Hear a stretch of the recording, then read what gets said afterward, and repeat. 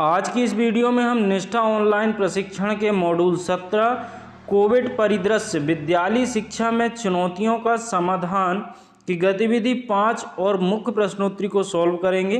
तो यदि आप भी इस प्रश्नोत्तरी को सॉल्व करना चाहते हैं तो आप वीडियो को बिना स्किप किए हुए पूरा ज़रूर देखिएगा। तो चलिए दोस्तों वीडियो को स्टार्ट करते हैं एक छोटे से इंट्रो के बाद।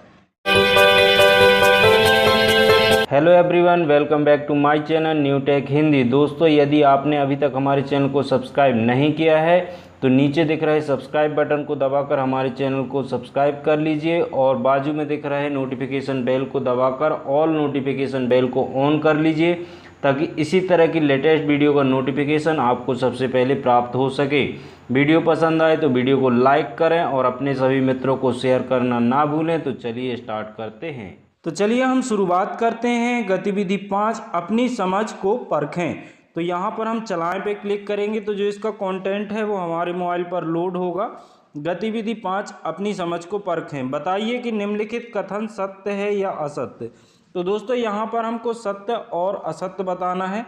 तो चलिए हम आगे बढ़ते हैं और इसका जो पहला प्रश्न है, छात्रों को विद्यालय जाने के लिए मजबूर किया जाना चाहिए, असत्य असत्य। तो दोस्तों ये जो वाक्य है वो असत्य है। तो यहाँ पर हम असत्य को सिलेक्ट करते हैं और आगे बढ़ते हैं। इसके बाद जो प्रश्न है, कोविड-19 के दौरान विद्यालय में समूह गतिविधियाँ जारी रखी जा सकती हैं। तो ये भी जो वाक्य है दोस्तों वो असत्य है। तो यहाँ पर हम असत्य को सिलेक्ट करेंगे और आगे बढ़ते हैं। इसके बाद सभी पदाधिकारियों और छात्रों को समूची विद्यालयी अवधि में फेस मास्क पहनने की आवश्यकता नहीं है। तो दोस्तों ये भी जो वाक्य है वो असत्य है। तो यहाँ पर हम असत्य को सिलेक्ट करते हैं और आगे बढ़ते हैं। इसके बाद जो नेक्स्ट प्रश्न है, एक छात्रावास भोजनालय के समय को एक बार में छात्रों की भीड़ से बचने के लिए क्रमबद्ध किया जा सकता है। ये जो प्रश्न है दोस्तों वो सत्य है। तो यहाँ पर हम सत्य को सिलेक्ट करेंगे और आगे बढ़ेंगे। इसके बाद बच्चों को अपनी निजी परिवहन का उपयोग करने के लिए प्रोत्साहित किया जाना चाहिए। जी हाँ, कोविड-19 के दौरान यदि बच्चे अपने निजी परिवहन का उपयोग करते हैं तो बच्चों की इसमें सुरक्षा होती है। मतलब ये जो वाक्य है वो सत्य है। तो यहाँ पर हम सत्य को सिलेक्ट करेंगे और आगे बढ़ेंगे। तो यहाँ पर इस गतिविधि में टोटल 5 प्रश्न थे, पांचों के हमने आंसर दिए। अब हमको जो ये सबमिट का बटन दिख रहा है, जैसे ही हम सबमिट पर क्लिक करेंगे तो जो हमारा स्कोर है वो हमारे सामने आ जाएगा। तो चलिए हम यहाँ सबमिट पर क्लिक करते हैं और यहाँ पर आप स्कोर देख सकते हैं 5 में से 5। तो इस तरह से आप भी निष्ठा मॉड्यूल 17 की गतिविधि 5 को सॉल्व करके 5 में से 5 अंक ला सकते हैं। अब चलिए हम चलते हैं अपनी मुख्य प्रश्नोत्तरी की ओर। तो हम निष्ठा ऑनलाइन प्रशिक्षण के मॉड्यूल 17 की मुख्य प्रश्नोत्तरी पर आ गए हैं। अब चलिए हम यहाँ पर चलाएं पर क्लिक करके इसको ओपन करते हैं।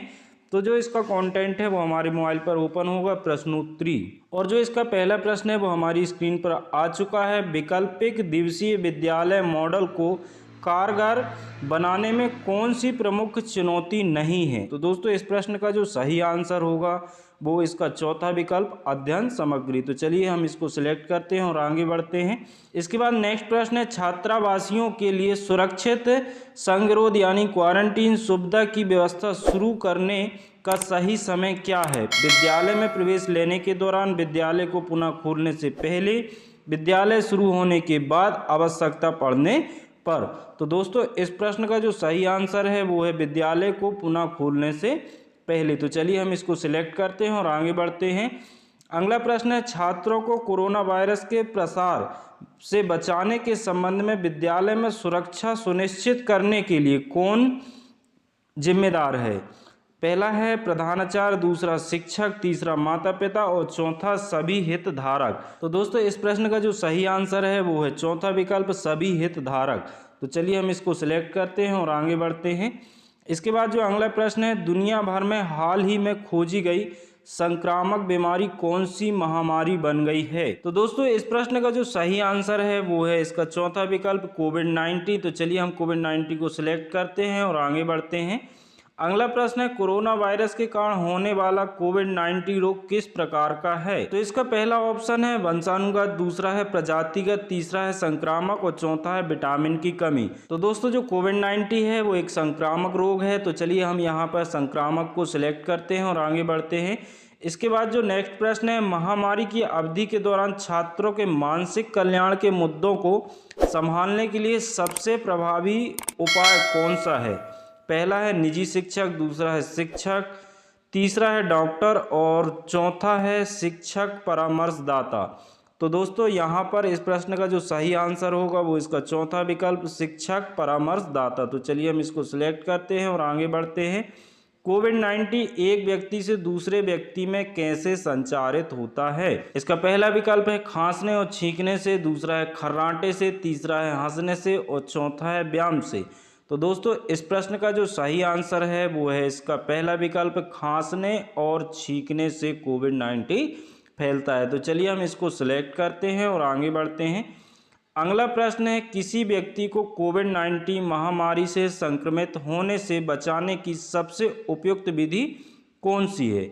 इसका पहला विकल्प है सामाजिक दूरी, दूसरा है हाथ मिलाना, तीसरा है जॉगिंग और चौथा है दोस्तों के साथ गपशप करना। तो दोस्तों इस प्रश्न का जो सही आंसर होगा वो होगा इसका पहला विकल्प सामाजिक दूरी। तो चलिए हम इसको सिलेक्ट करते हैं और आगे बढ़ते हैं। अगला प्रश्न है, छात्रों के अधिगम के परिणाम का समय समय पर मूल्यांकन खाली स्थान और शिक्षण विधियों में मदद करता है। इसका पहला विकल्प है शिक्षण अधिगम प्रक्रिया में सुधार करने, दूसरा है छात्रों को ग्रेड देने, तीसरा है छात्रों की बुद्धि की पहचान करने और चौथा है छात्रों की योग्यता के बारे में जानने। तो दोस्तों इस प्रश्न का जो सही आंसर है वो है इसका पहला विकल्प शिक्षण अधिगम प्रक्रिया में सुधार करने। तो चलिए इसको हम सिलेक्ट करते हैं और आगे बढ़ते हैं। दोस्तों निष्ठा ऑनलाइन प्रशिक्षण के मॉड्यूल 16 मापदंड पूर्व व्यावसायिक शिक्षा की गतिविधि 3, 4 और मुख्य प्रश्नोत्तरी की वीडियो हमारे चैनल पर उपलब्ध है और उस वीडियो की लिंक आपको ऊपर आई बटन और वीडियो के नीचे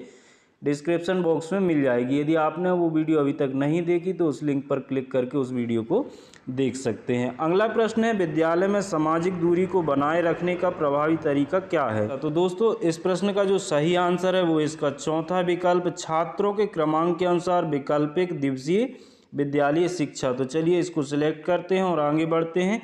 तो यहाँ पे देखिए दोस्तों टोटल 10 प्रश्न थे, 10 के हमने आंसर दिए। अब जैसे ही हम सबमिट पर क्लिक करेंगे तो जो हमारा स्कोर है वो हमारे सामने आ जाएगा।